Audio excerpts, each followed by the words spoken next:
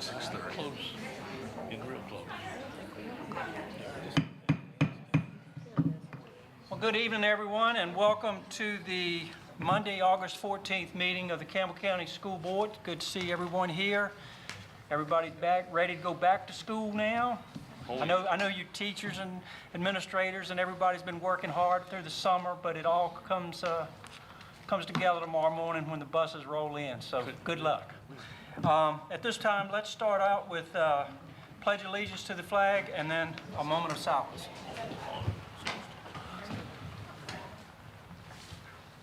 I pledge allegiance to the flag of the United States of America and to the republic for which it stands, one nation, under God, indivisible, with liberty and justice for all.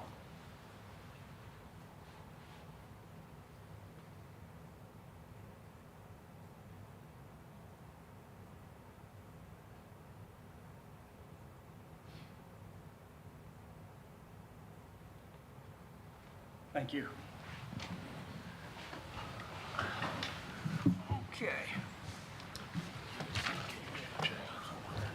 Okay, item 2, we're going to do a little switch up here this morning. We're going to switch up A and B under presentations.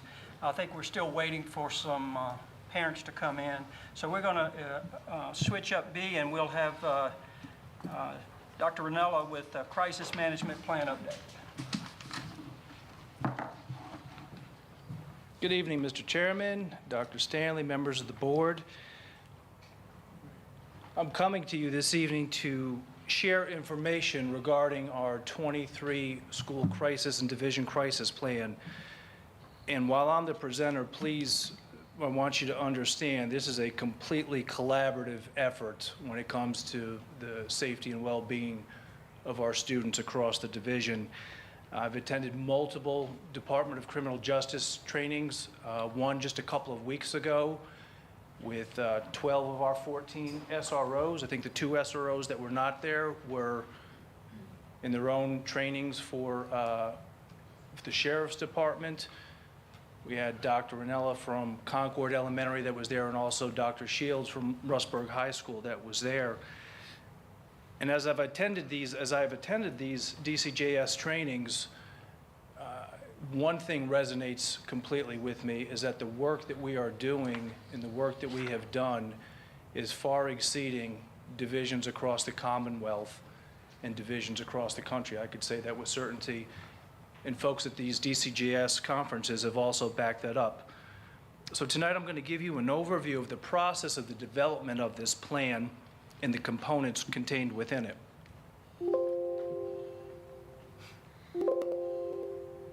Maybe. There we go.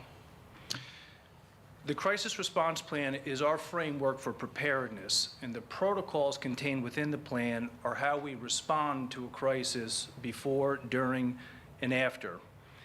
The protocols that are within the plan are aligned and then executed within the schools, to division leadership, and then with our county's first responders. As I just mentioned a second ago, we value and we work very closely with Tracy Fairchild and the Department of Public Safety, with Randall Johnson, our fire marshal, and the Sheriff's Department and our team of SROs. And again, we do have the best SROs out there.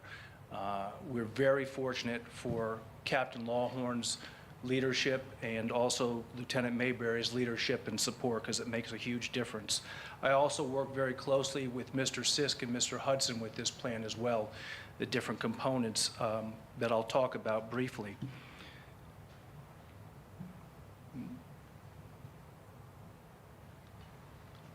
There we go. The purpose of the plan is to have set protocols in place before and during a crisis, and the goal of the plan as a result of these established protocols, drills, exercises, and training is to have a rapid, unified response in case of a crisis, from the schoolhouse to division leadership and to our public safety and first responders.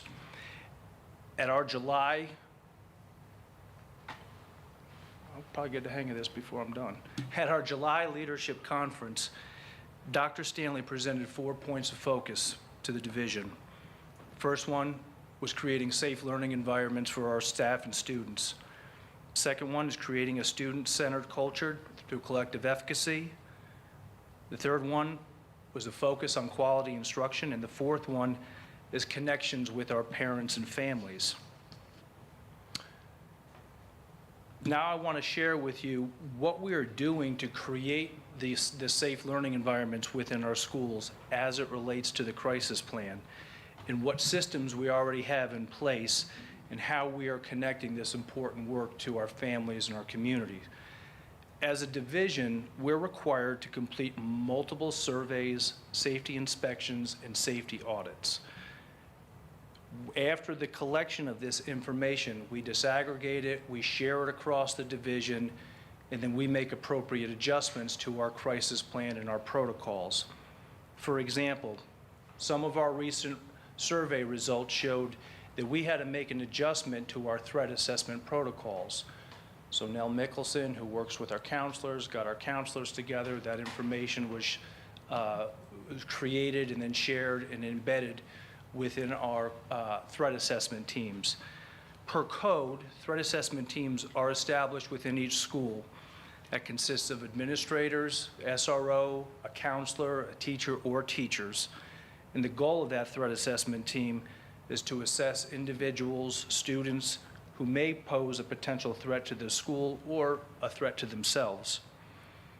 I think it's important to note other noteworthy findings of our survey, of our safety and climate survey, included that our students' perceptions of connectedness and belonging to their schools far exceeded the regional and state levels. Also, students' fears about school violence were below regional and state levels, so that's a positive. And our staff perceptions of school safety and SROs making a positive impact on school safety also exceeded regional and state rates. An example of how we use the information from the safety inspection and audit: when Dr. Shields completed his safety audit, we unpacked that information and we identified a need for some additional fencing and some barriers to where students go in between the different buildings at Rustburg High School for further protection. So we take that information, we apply that to grants that we apply for, and then we get the resources to then make these changes to our plans and to our actual schools. Here are examples of measures, security measures and practices that we currently have in place across the division. We have just recently updated our Raptor visitor management system, which identifies registered sex offenders so they're not gaining access to our students and schools. The training and the updates for this were also supported by Mr. Hudson and his team. We have metal detector wands in each of our schools, and training was provided by Captain Lawhorn and David Hawkins for our administrators for appropriate usage. Internet security is constantly being monitored and upgraded by Mark Hudson and his staff. We have security cameras in all of our schools and buses and GPS systems in all of our buses, which we continually maintain and upgrade. And last year, we also started to install vape sensors in each of our high schools, the Technical Center and Cornerstone, and we will start vape sensor installation at our middle schools as well. The most recent safety protocol that we have started in the division is the one at the bottom right, is the implementation of the standard response protocols. And I know that Dr. Stanley had shared this with board members at the July meeting. We made this change in going towards the standard response protocol because it unifies the language and the vocabulary of how we respond given to a crisis, and that is so critical that we speak the same language within the school as division administrators and with our first responders as well. For students, it gives clarity for expectations and actions. For administrators and teachers, it simplifies the process of training staff and students. And for division administrators and first responders, it gives us that common language and protocols, which gives us a greater predictability to respond to events as they occur. SRP training was provided to all of our administrators by Captain Lawhorn back in July, and this summer all of our SROs and administrators train their staffs on the standard response protocols. I'd like to share with you an example of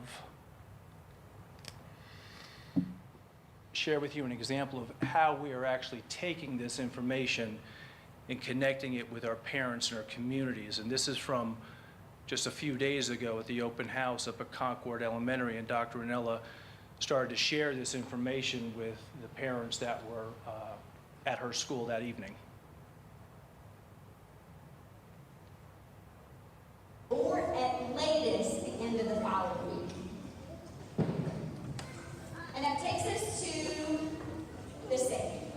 So in Campbell County, all of our schools, all of our teachers have now been trained in what is called standard response protocol. And Officer Shelley's going to help me because I have a handout for every parent of what this is.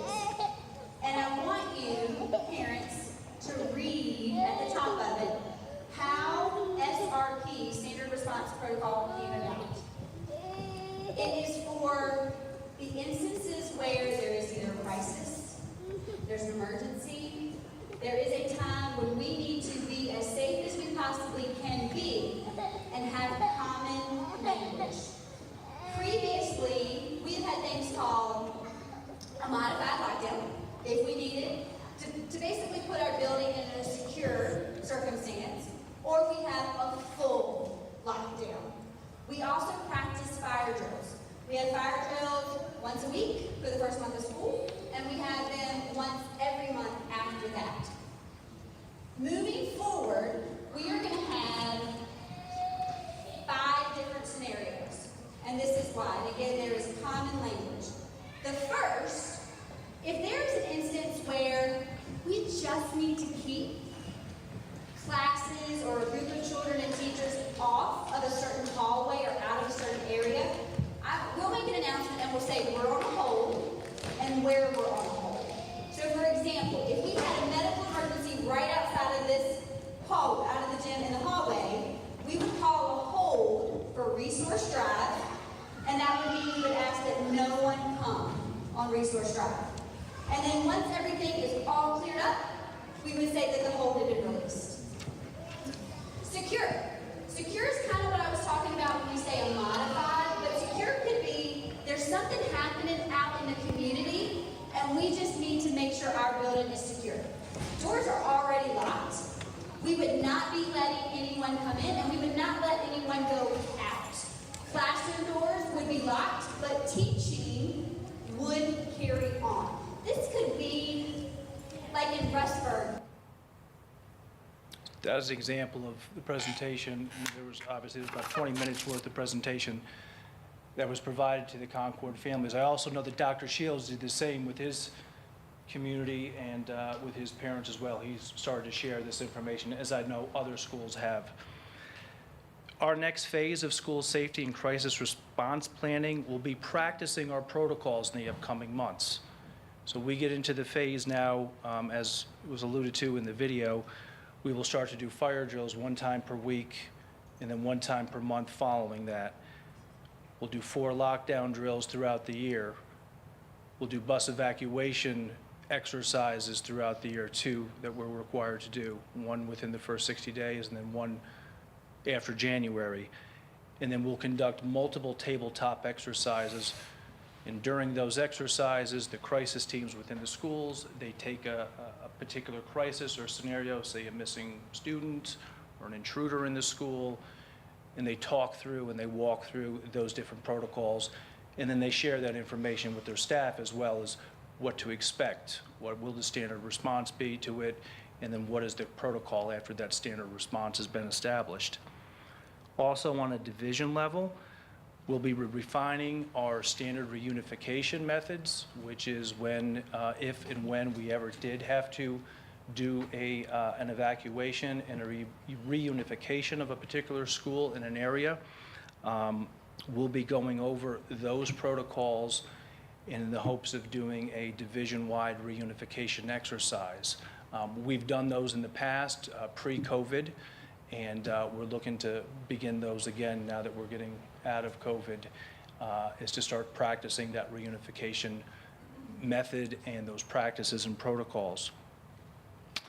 That being said, I do hope that this overview has been beneficial to you. I've tried to give you the essentials of it without getting too much into the details of what it is we do in particular situations. But I'm open for certainly any questions that you may have or comments that you may have at this time. Were the Alta Vista Police Department and Brookneal Police Department involved with this? With the standard response protocols, I think so. I don't know if we are, don't know if they are or not. I assume that they are, Captain Lawhorn? Yeah, I would say that in the spring of last year, the initial conversations that we had were in HURT, and certainly included Alta Vista Town Police and HURT. So they're having the same conversations, and it's from my understanding that they're adopting these same protocols. Yes. Thank you, Dr. Stanley. So, you mentioned like fencing at Rustburg High School.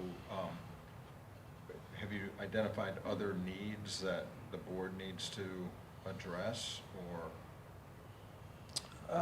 urgent needs, or?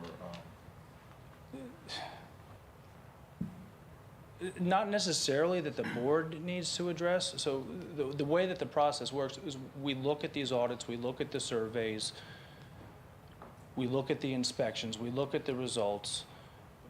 Majority of this is funded by grants, school security and equipment grants that we applied. Just finished the application, and I think it was over $300,000 worth of equipment and resources that we have asked for. So no, nothing immediately from the board. I think it's more of an awareness of how much collaboration and how much communication and understanding that it takes a lot of people to get this done. So in terms of resources, I would say no, Dr. Miller. I think we have a process for that.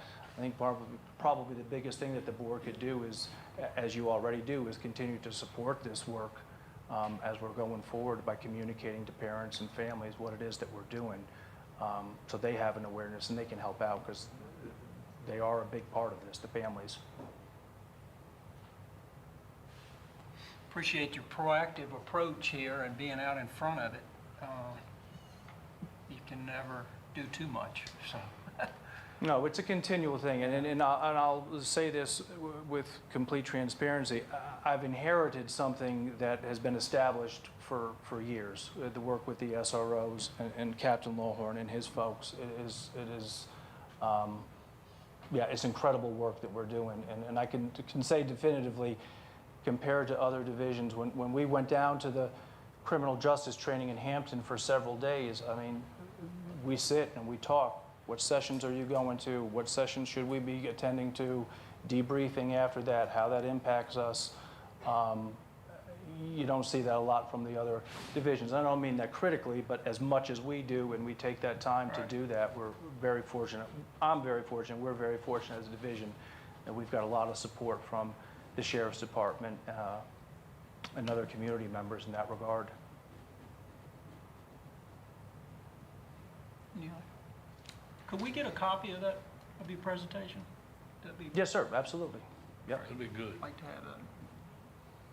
Any other? Well, I'd just like to say I appreciate that we're doing such a good job. I expect nothing less. And the fact that we set the bar for other divisions is where Campbell County should be. So keep up the good work. I agree.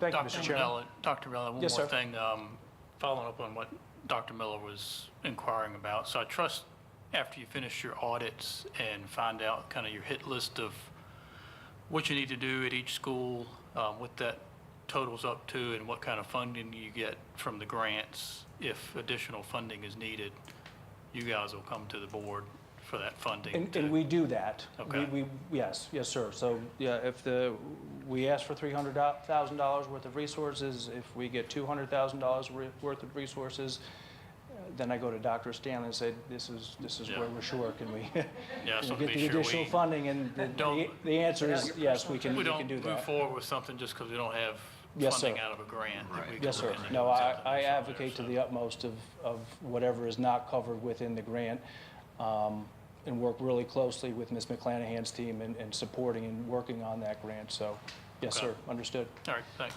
Yes, sir.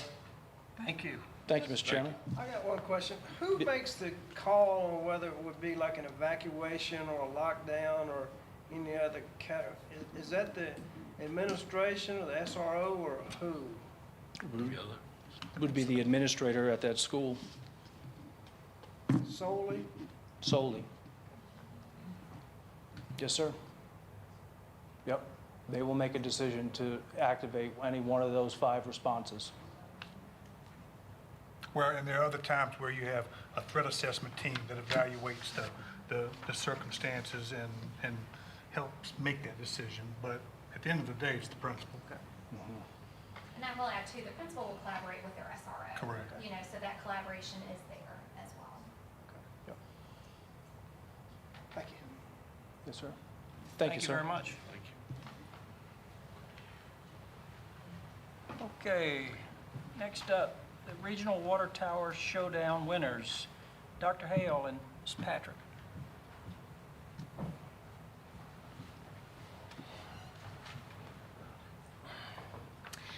All right, good evening, Dr. Stanley, Chairman Epperson, and members of the board. This summer, we were able to make some updates to our middle school summer school curriculum and embrace the theme of water. And along with that, we were able to, some of our students participated in a regional water tower challenge, and we are here tonight to recognize these winners, but also give you a little bit more information about that. And before I turn it over to Ms. Patrick, who is our science instructional specialist, and she serves K through 12, I really want to thank her for her hard work and embracing this project, as well as all that she does to support our students and especially to support them loving science. So at this time, I'll have Ms. Patrick share.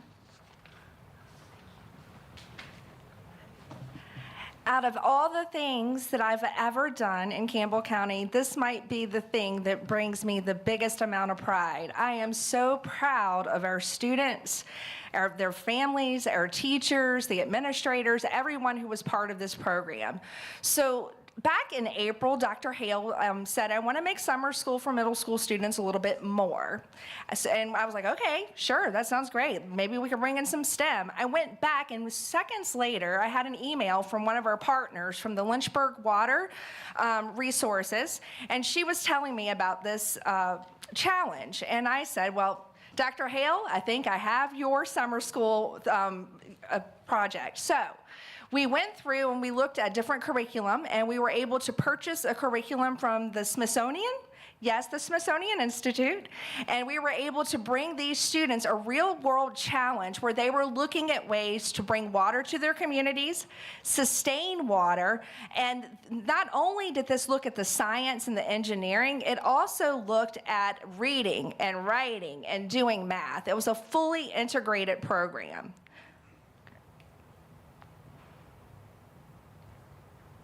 Okay.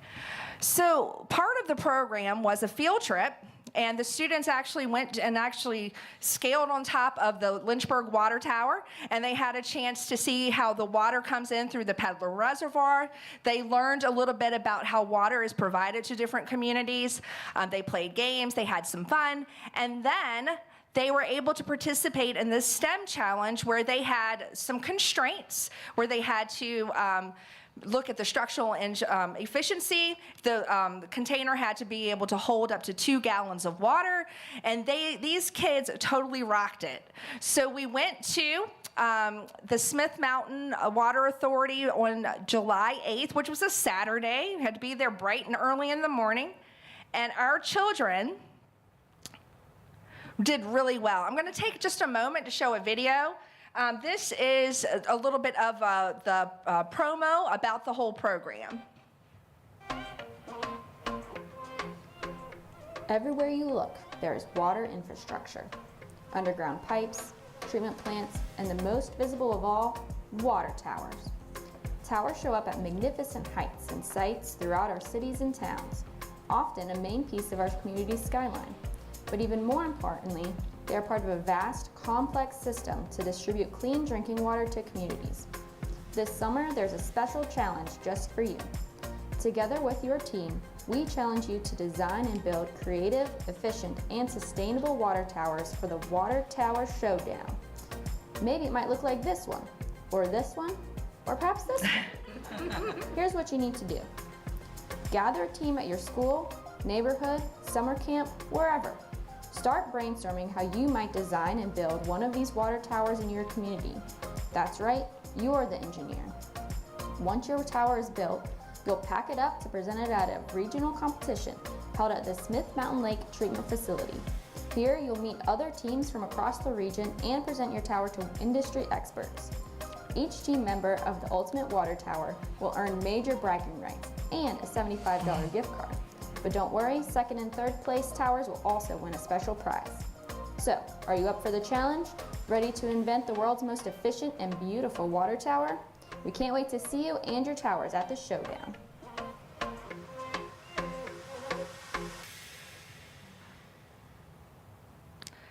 So that is basically the whole entire components of the Water Tower Challenge. Our students did so well. In fact, when the judges were looking over everything, they said that they've never seen one not leak at all. And some of the projects that they had were so sound in their engineering, there were no leaks. We actually placed, we had 2 place winners, so we had a first place and a second place winner. And I'm gonna start first for recognizing our second place winners. If you girls could come up here.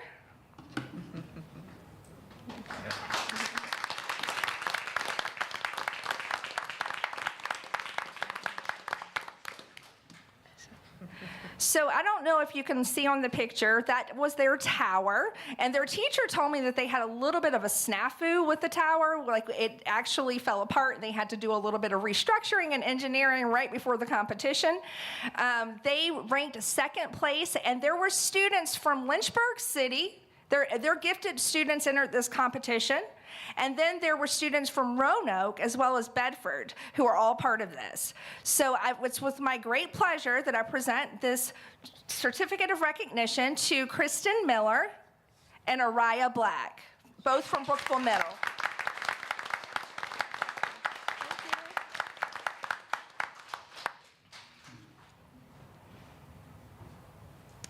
And our first place winners go to 2 students from William Campbell Combined School.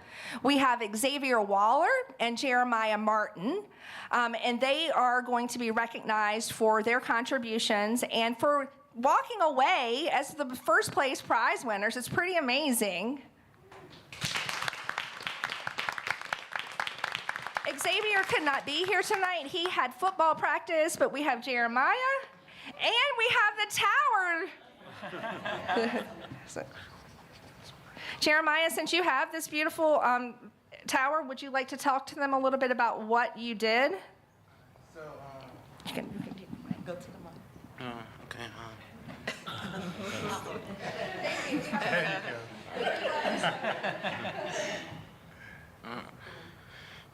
So when I first saw it, I was like a little nervous because I didn't know what I was doing.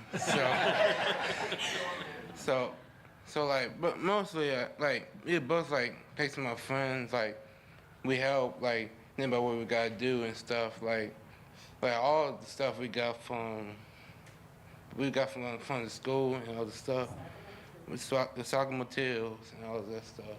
So basically, like the most like fun about it was like getting to work with like all my friends and stuff, since I don't really get to see them that much during the summer. So yeah. Yeah, they did a wonderful job. The engineers, they've judged these projects in Norfolk, North Carolina, and again, they said they've never had one not leak. And this one was leak-proof, so, yeah. So anyway, thank you. Here's a small token of our appreciation for your hard work and effort. Thank you, and thank you, board.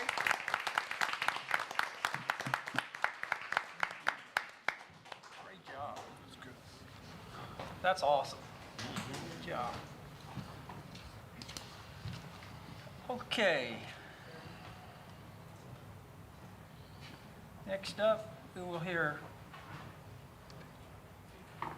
at this time, the board will hear matters from the floor. Each speaker will have 3 minutes to speak. Please be respectful of the 3-minute time limit. Prior to speaking, please state your name and address. Comments must be directed to the board and not to the staff, the audience, or the media. And our first speaker tonight will be Mr. David Gifford.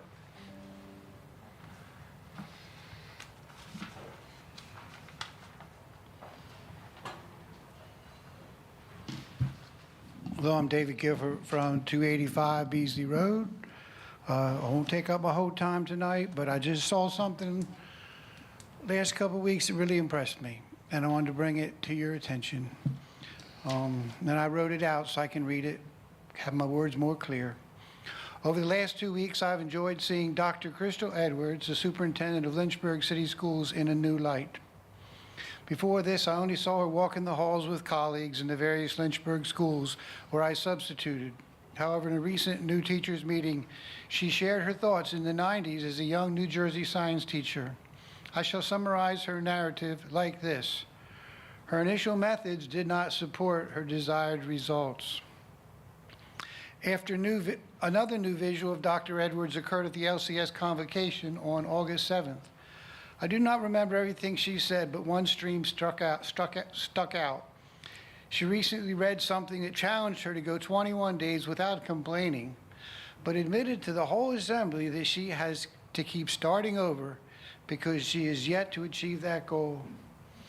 The new LCS school board is asking their faculty and staff to generate solutions instead of complaints, and Dr. Edwards has courageously made herself example number one. Leading from behind is not on her to-do list. It's really a wonderful thing when you see leaders really working to be what they want to lead others to be, and it really impressed me with Dr. Edwards. And I just want to offer that to you. I'm not criticizing anyone. I'm just saying that that's a wonderful thing when we see it.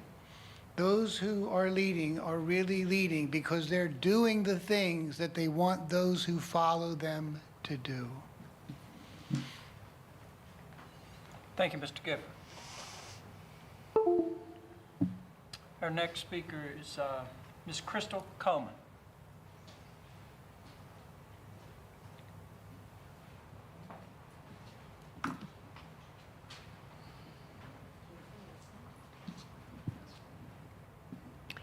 Good evening. I am Crystal Coleman from Alta Vista. Prior to the last board meeting, I hand-delivered information to Dr. Stanley that emphasized my continuing concern with the content found in our school libraries.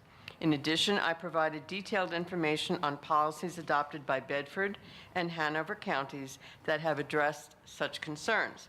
While I realize that it's been a short time between the last meeting and tonight, this is not a new concern and has been repeatedly voiced at these meetings for well over a year. Surely, Campbell County has the fortitude to address them.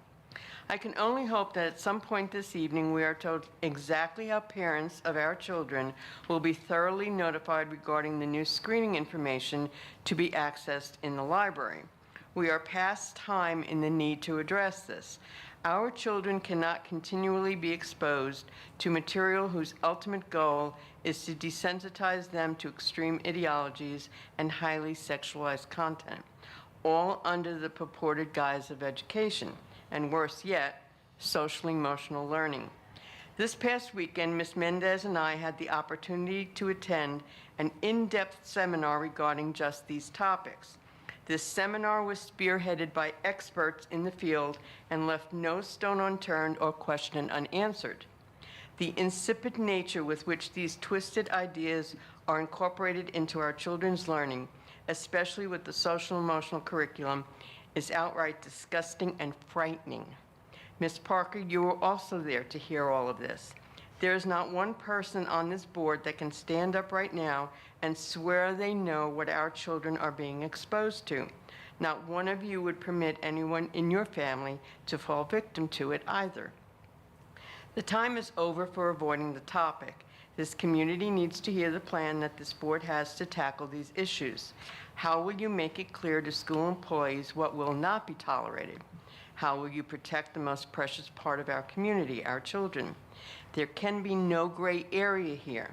This is a wonderful community that has been so successful in the past with many things and with things that we just heard tonight, especially in our response, and I was still working then, during the COVID pandemic. Together we can tackle this as well. Thank you. Thank you, Ms. Coleman. Next speaker, Ms. Jackie Mendez.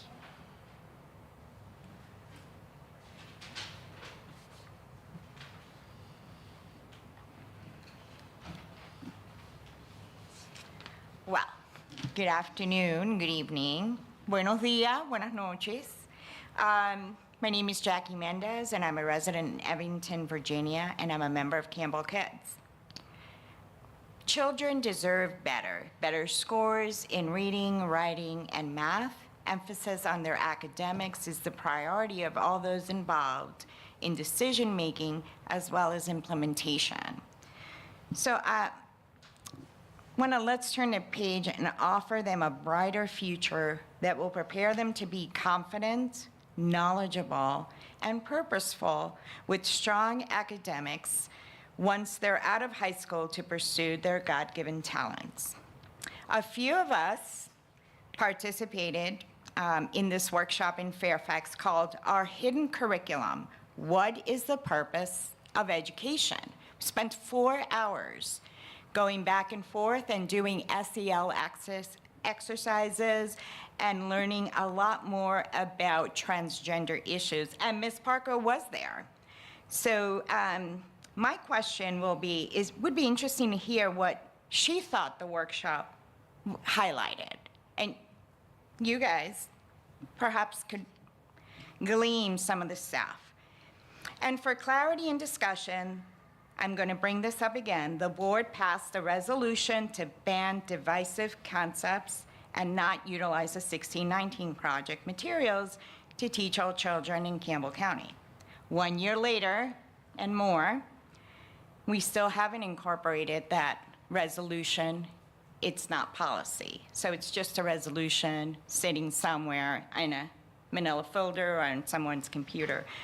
So I'm asking that this gets addressed publicly here in the coming meetings and not say, well, out of sight, out of mind. I think it's important. What's coming down are very serious things that are going to impact children, and we want to be at the forefront of being on the offense. So in this community, we're looking to eliminate divisive concepts, as well as create policy that is enforced and administered to all employees of the district. We would like an update on this request. Thank you. Thank you, Ms. Mendez.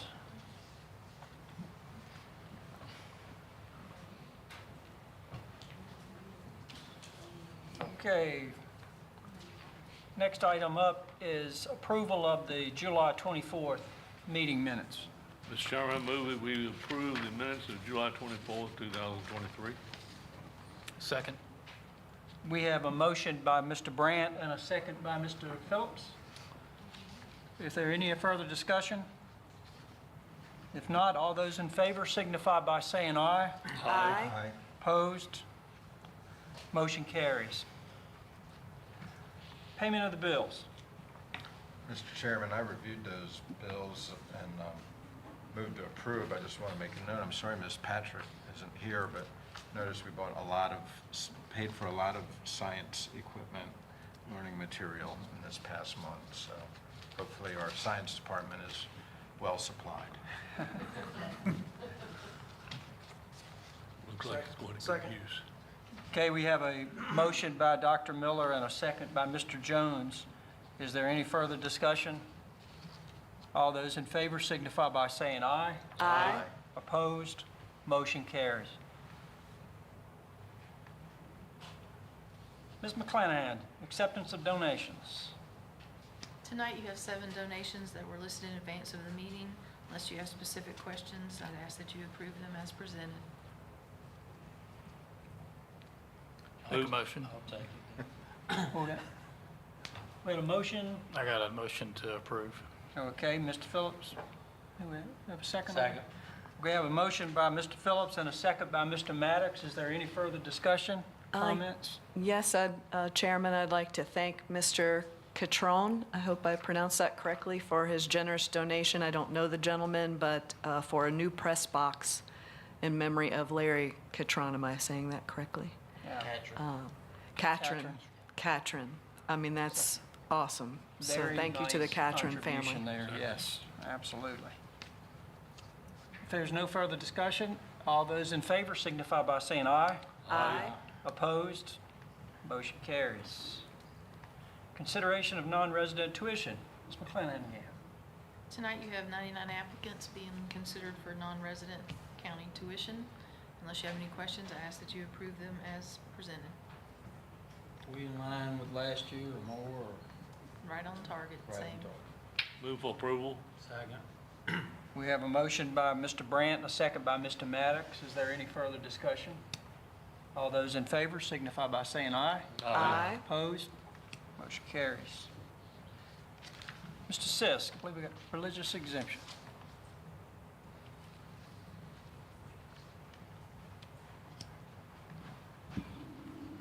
Good evening, Mr. Chair, members of the board. Tonight we have several families who have requested a religious exemption. They have filed the proper paperwork. If there are no questions, I would ask that you approve those. Move to approve. Second. Motion by Dr. Miller and a second by Mr. Jones. Is there any further discussion? All those in favor signify by saying aye. Aye. Opposed? Motion carries.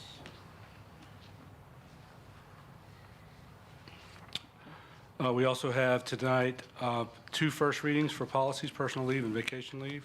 Very small updates to those, but there was some ambiguity, and I think that clears up some ambiguity in the policy. Second readings tonight, which would be up for a vote, are policies KQ and LEB. If it's your pleasure, I'd request you approve those 2 policies. Motion to approve. I got one question. The yes, LAB, do we have a lot of students that do that? Take the alternative. We have some, yes, and we have students obviously at CVCC. And we have students all over the place doing different programs, so we have some of that. Yes, okay, thanks. Second. Okay, we have, I think it was Mr. Phillips. Yep. We had a motion by Mr. Phillips and a second by Mr. Maddox. Is there any further discussion? All those in favor signify by saying aye. Aye. Opposed? Motion carries. Thank you, sir. Thank you, Mr. Sis. Ms. Hunley, personnel report. Thank you, Mr. Chairman, members of the board. Before I ask for your approval, I will go ahead and let you know that we do not have quite all of our positions filled. There's 6 positions that we ended up not filling to start the school year, but we do have plans in place for all of those positions. Some of it will include schedule changes for students, unfortunately, that involve elective positions we could not fill, or virtual options as well. What were those positions? There were 3 elective positions, 2 special education positions, and then a literacy coach position that we didn't fill. And what schools are being impacted? Alta Vista Combined, William Campbell, Rustburg Middle, and Brookville High School. Okay. But we do have plans in place. Principals were on that. I also have a question and observation. We have one gentleman who is going to be a bus driver and a cafeteria worker. Is Yes. that going to work out okay? It does, yes. So it's 4 hours, I believe, for Yeah. each position. We have a handful of those positions. I want to say 8 to 10 or so. Don't quote me on that number, but not very many, but that does happen, where we need people in the cafeteria, and then they can also benefit the transportation department and drive for us as well. I like that, yeah. And the other, we hired a person with a doctorate as a special ed teacher. Can you remind me which school? Oh, gosh. I don't recall that off the top of my head. I'm sorry. Okay. Special I ed. can't remember either, but just, I'd have to look, but How are we doing on bus drivers?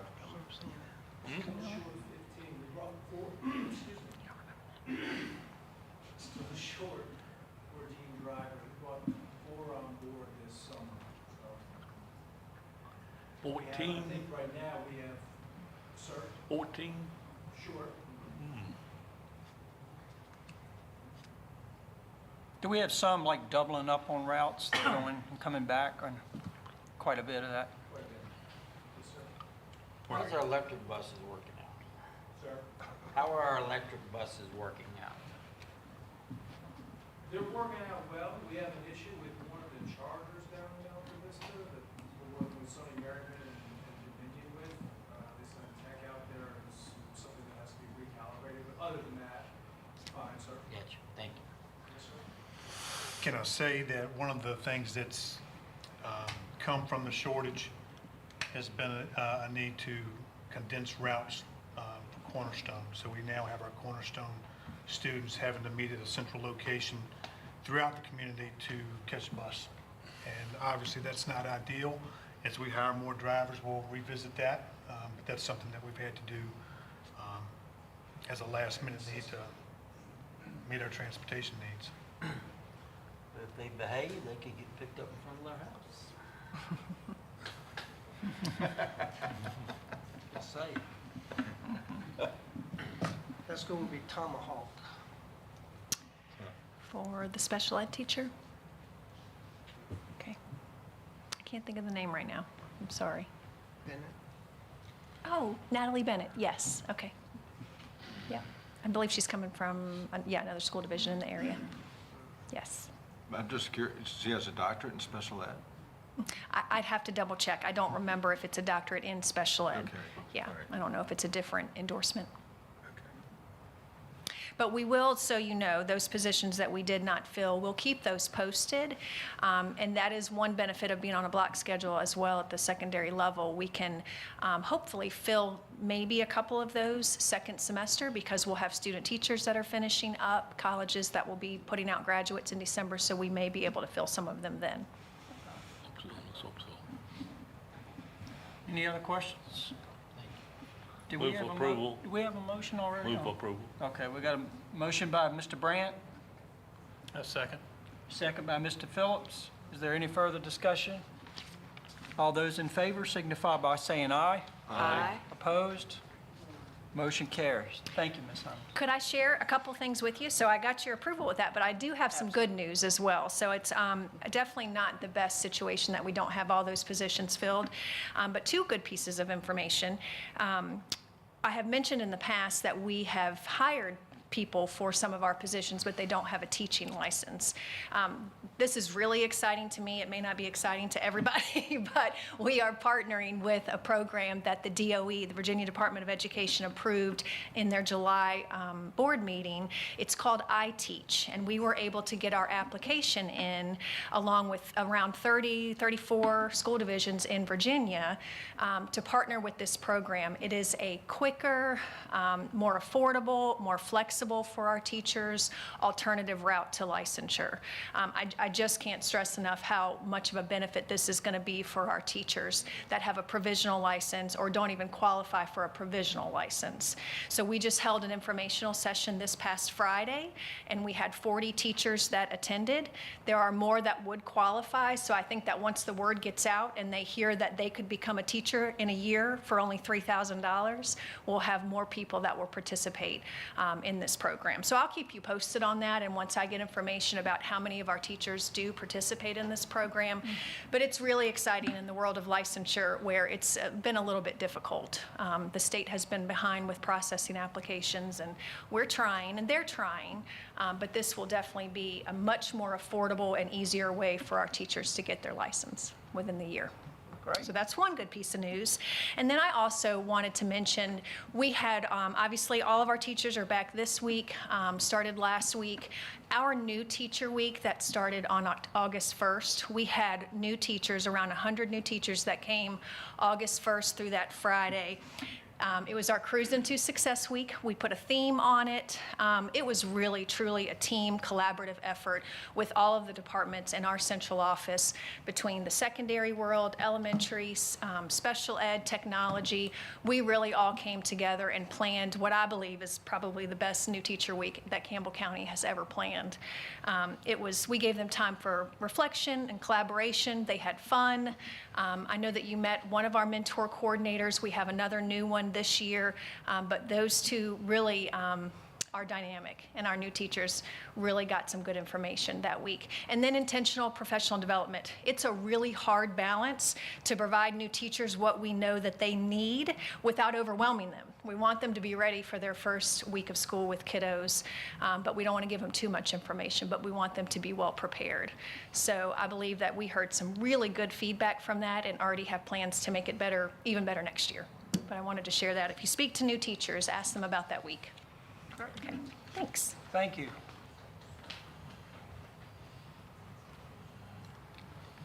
Okay, Dr. Stanley.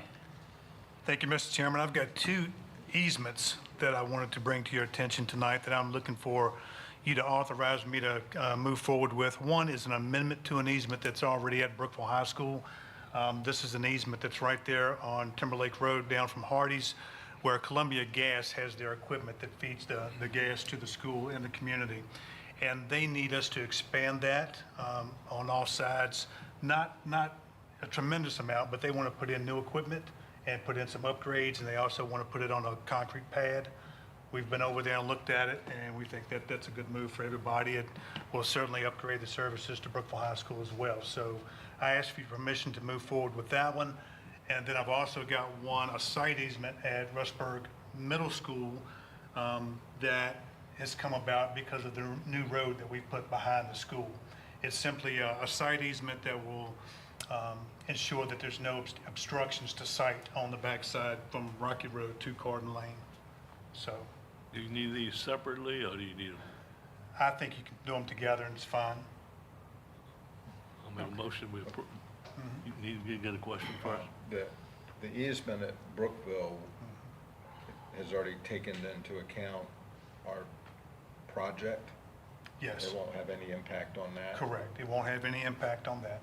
And we've also been out there and we've looked at, considerations for the water issues that we've had in the past, and we've made sure that this is not going to impact that. Does that gas line run along the tennis courts? Is that where it comes in? No, does not. Goes from the road down directly to the school. That's correct. Correct.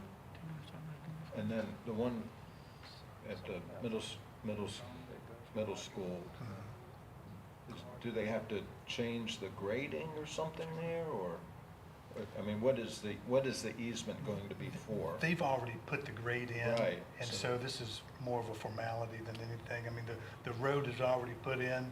It's just to basically grant that land to Campbell County to ensure nothing's ever going to go there. So that's there currently. Okay. And Dr. Stanley, yeah, that's where Carden runs into Rocky Road. Correct. It's just a right of way there to allow better vision as you Correct. kind of move out into Rocky Road there. Correct. Okay. Correct. Mr. Chairman, I move that we give Superintendent okay to sign both for Brookville High School and Rustburg Middle School. Okay. Second. Got a motion by Mr. Brandt and a second by Ms. Parker. Is there any further discussion regarding the two easements? If not, all those in favor signify by saying aye. Aye. Opposed? Motion's carry. Okay. Dr. Stanley, some more updates? Well, first let me say I want to congratulate our staff for the great job they did with new teachers. When you talk about new teachers, there are a lot of things that impact retention. I think burnout, I think salary, and sometimes lack of support. And I think that we've done everything we can possibly do to support our new teachers, and I just want to thank our staff. Those were 4 really good days, and I think teachers walked away, 1, feeling great about their profession, and number 2, feeling great about joining Campbell County.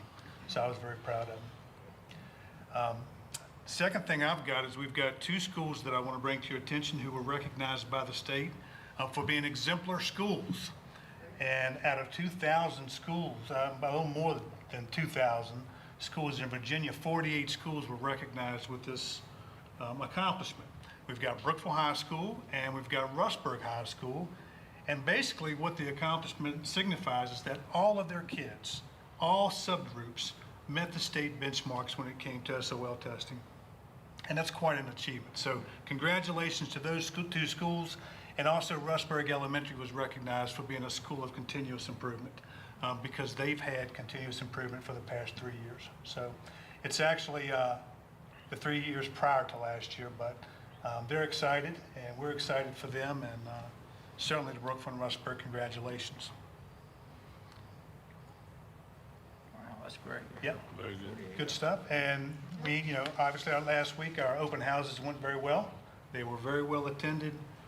It was exciting to get out and see kids walking in the buildings, to see parents. It was good to see our principals leading meetings with our parents and getting them better informed with the schools. Tomorrow's a big day for us. We've got orientation day for all of our pre-K, kindergarten, 6th and 9th graders.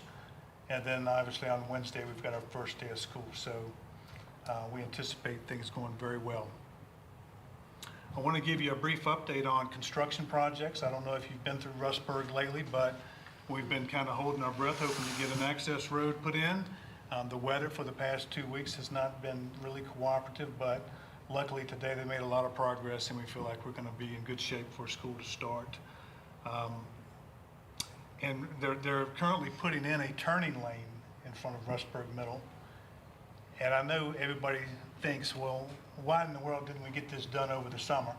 But I can tell you, the folks at Blair and the grading people that they hired, they moved a lot of dirt over the summer, and I don't know how they could have done it any faster. We just caught a couple bad days of rain, and that put us behind, so sorry for any inconvenience that we might have this week, but I assure you it will be worth it. And then in terms of the Brookville renovation project, I just want to let you know that Blair has been meeting with teachers, and they've been meeting with administrators and teams at Brookville to kind of get their needs assessment, what they would like to see in a renovation, and those meetings have gone very well.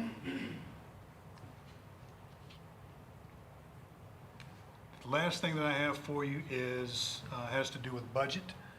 I don't know how much you're watching the news, but you see an awful lot of articles in the newspaper about how the Senate and the House are looking for compromises and ways to produce a budget. Until we see what that looks like, we don't really have any amendments for you or a lot to offer. I will tell you that we're going to operate on a worst-case scenario, and when we do have a clearer picture, we'll make those amendments formal and bring them to you for approval.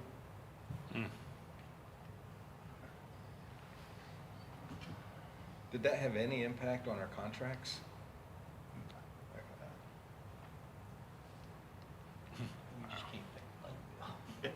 Mr. Stanley, on that, on the RMS project, as far as the timeline goes for the track and the field, do you have any new information in that regard, or how the progress is coming there? Yeah, we're just hoping to get it seeded this fall. Okay.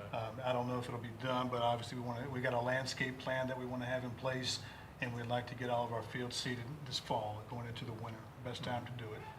And then once we have the parking lot done and the access road, and it starts to cool off a little bit, we'll talk about having an open house for the community to come in and see this facility that we're all so proud of. Okay, thank you. Great. Would you clarify that exemplary school, is that 50 total schools in the state? 48 total schools in the state received that recognition. Not just high school? Not just high schools. Total schools? Total schools. It's amazing. Yep. Just for clarity, I did a quick, they recognized 2.5% of the schools, and we got 3 of them. So that's very impressive. That's impressive. So I'm Doing something right. I would expect nothing less for Campbell County. That is great. But yeah, very proud. Can you share that information with us? We're happy to. Yes. That's great. What else you got? That's it. That's it? Just a little bit. All right. matters from the board. Mr. Jones, would you like to kick it off? I got a little bit. Dr. Ranellis, plural, I guess. Thank you for your presentation. Thank you for all the work you've done. It's really good to see that we're, I don't want to say leaders, but we're leaders in that field of safety. And I mean, that's something nobody can criticize, I don't believe. Dr. W. Ranella, I'm sorry they cut you off. I mean, I was just getting into it and they pulled the cord on you. But would you share with the board what you sent me today? There's no need for me to say what you did on your open house. How successful was your open house? Thank you. We had 424 children, all but 32, come to back to school last week. So we looked at that as under 10%. We were able to see all of our families. That's amazing. Wow. That's great. Great day. That's great. Well, we thank you. The water tower showdown, very impressive again. I mean, we see so many of our students be successful when they're given tasks, and I mean, it looks like every meeting we're seeing quite accomplishments from all the schools in our division. Brookville High School, William Campbell High School. Most of the time, it's Brookville High School gets first place and William Campbell gets second. But by golly, here it is. William Campbell took first place and Brookville High School second. As long as we get that. The donations are extraordinary. We certainly appreciate every donation, and really, really nice. Thank all the administration and teachers, and everybody for getting ready for school. It's exciting, and it's you look forward to beginning day, but just want to thank everybody for the efforts getting ready.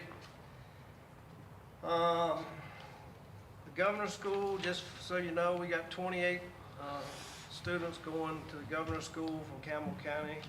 The tuition is like $4,700 a kid, but really a great program. And that's all I got. Thank you, Mr. Jones. Mr. Phillips.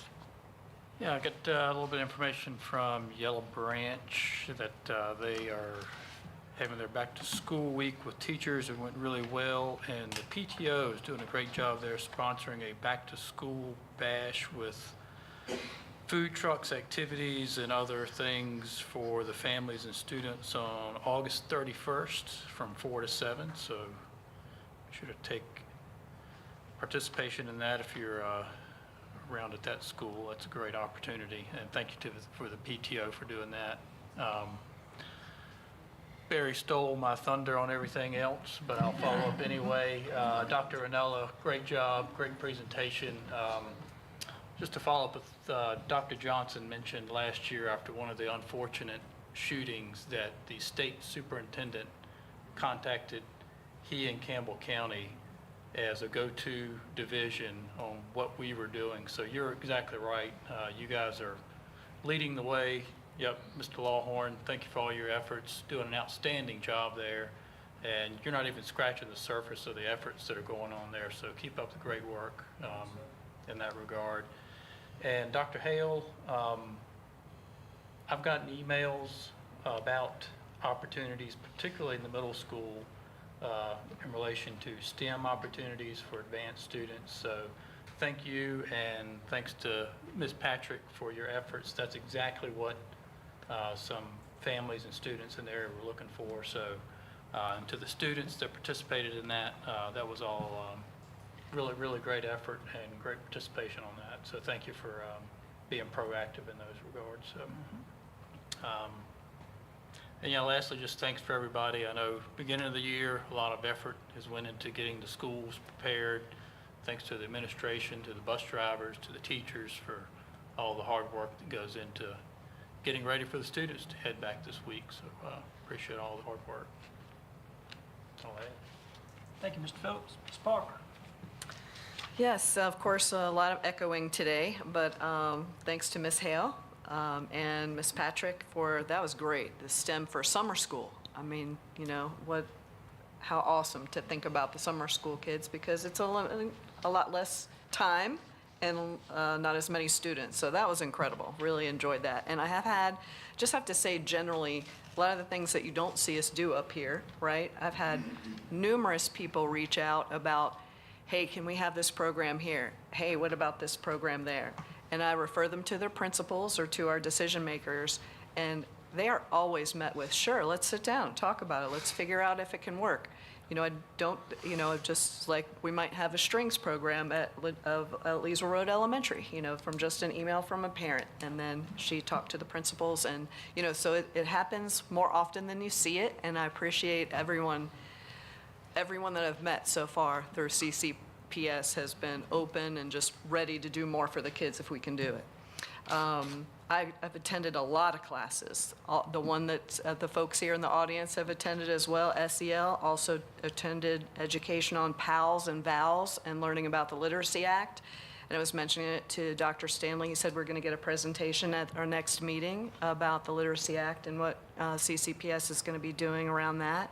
FOIA, required disclosures, closed session, Robert's rules, all kinds of stuff. Now I'm just trying to, get it all in where I can retrieve it to talk to our teachers. Our open houses, I have Brookville Tomahawk and Brookville Middle right there by my house.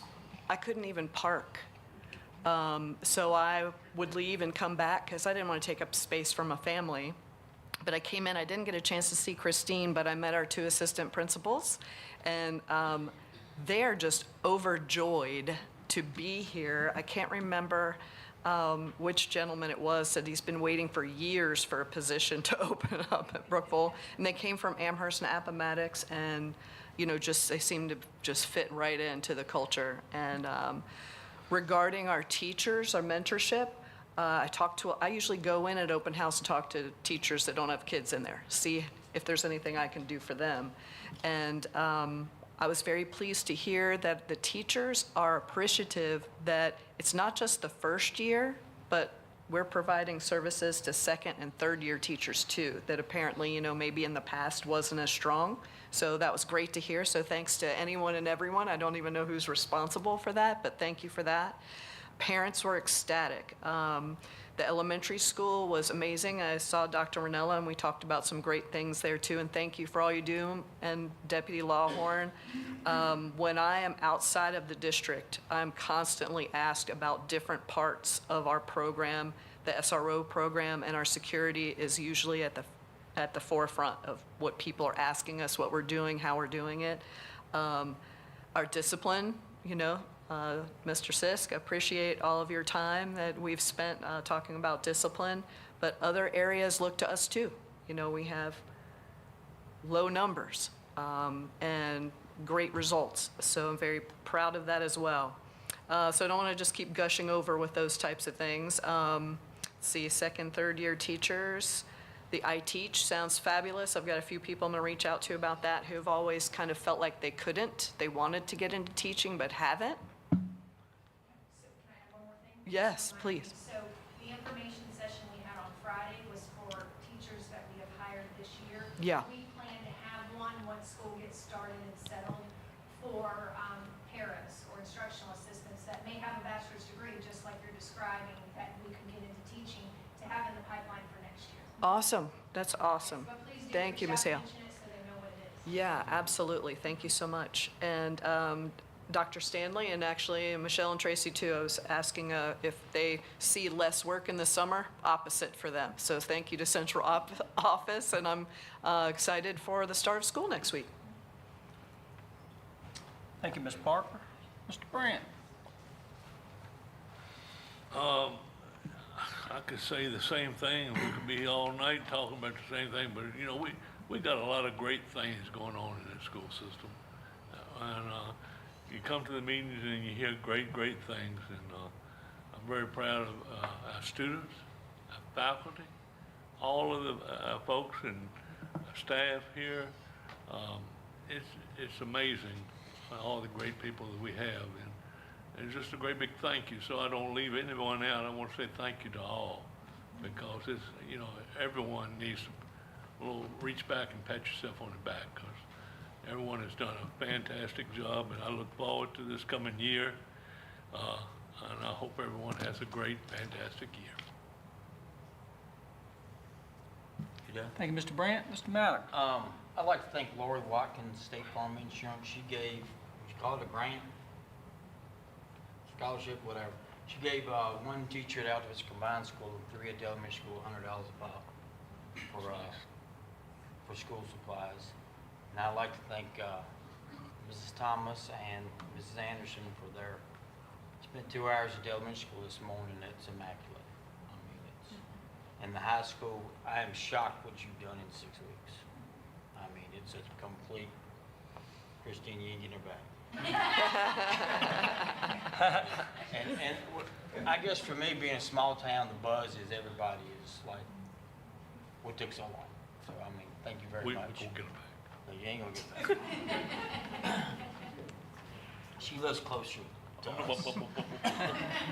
That's all I have. Thank you. Thank you, Mr. Maddox. Dr. Miller. Yeah, just, an observation. I didn't really realize it, but I think I am a little competitive.